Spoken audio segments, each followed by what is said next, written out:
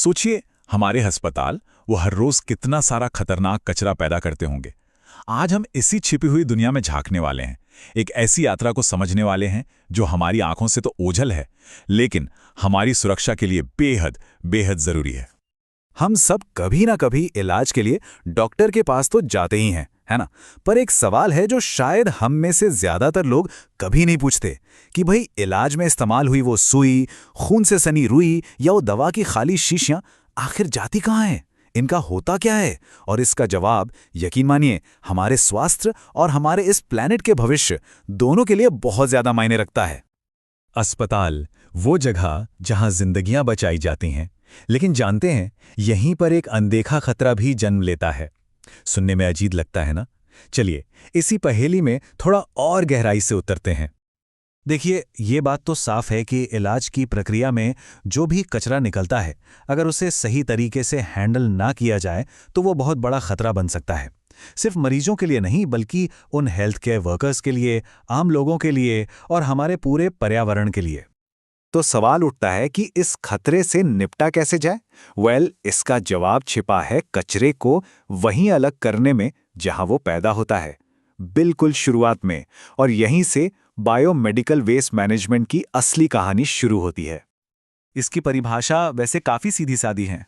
जरा सोचिए, इस्तेमाल की हुई एक पट्टी, दवा की कोई खाली शीशी या एक पुरानी सुई, ये सब कुछ बायोमेडिकल कचरा है। मतलब इलाज हो या कोई जांच, उस दौरान पैदा होने वाली कोई भी चीज। और हाँ, ये मत सोचिएगा कि ये सिर्फ बड़े बड़े अस्पतालों की बात है। नहीं, छोटे छोटे क्लिनिक, लैब्स, ब्लड बैंक्स और तो और जानवरों के अस्पताल भी इसमें शामिल हैं। मतलब ये जो पूरा मैनेजमेंट सिस्टम है ना, वो हर हेल्थ सेंटर के लिए जरूरी है, फिर चाहे वो कितना भी बड़ा हो या छोटा। अब इतनी बड़ी, इतनी कॉम्प्लेक्स प्रॉब्लम का सॉल्यूशन क्या है? आपको जानकर हैरानी होगी कि इसका समाधान बहुत ही सिंपल और जबरदस्त है, और वो है रंगों का एक सिस्टम। जी हां, कलर्स। ये एक यूनिवर्सल भाषा की तरह है जिसे हर कोई आसानी से समझ सकता है, ताकि कोई भी गलती की गुंजाइश ही ना रहे। तो ये पूरा सिस्टम 4 रंगों पर काम करता है। सबसे पहले पीला डिब्बा। इसमें जाता है सबसे खतरनाक कचरा, जैसे कि इंसानी अंग या खून से सनी पट्टियां। इसे या तो जला दिया जाता है या फिर जमीन में बहुत गहराई में दफना दिया जाता है। फिर आता है लाल डिब्बा। इसमें इन्फेक्टेड प्लास्टिक का सामान होता है, जैसे ग्लव्स और ट्यूब्स।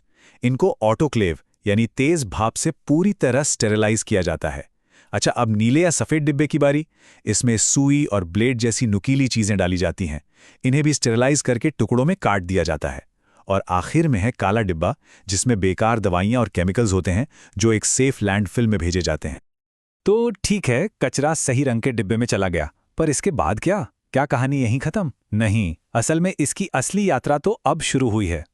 जरा एक अस्पताल के कॉरिडोर की कल्पना कीजिए।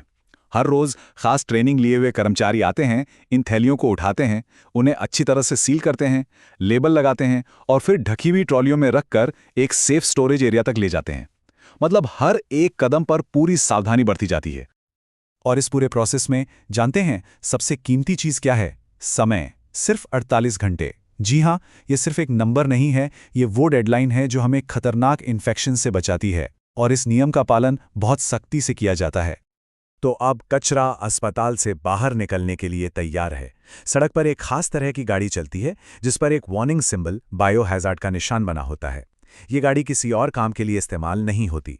इसका सिर्फ और सिर्फ एक ही मिशन है, इस खतरनाक कचरे को इसकी आखिरी मंजिल तक सेफली पहुंचाना। और अब हम पहुंच गए हैं सफर के आखिरी पड़ाव पर, वो जगह जहां एक तरह का जादू होता है, या यूं कहें कि कमाल का विज्ञान काम करता है। वो जगह जहां इस खतरे को हमेशा हमेशा के लिए खत्म कर दिया जाता है। इस काम के लिए यहां 2 मुख्य हथियार हैं, एक है आग और दूसरी है भाप। पहला तरीका है भस्मीकरण यानी इंसिनरेशन। इसमें सबसे खतरनाक जैविक कचरे को बहुत ही ज्यादा हाई टेम्परेचर पर जलाकर राख बना दिया जाता है। और दूसरा है ऑटोक्लेविंग।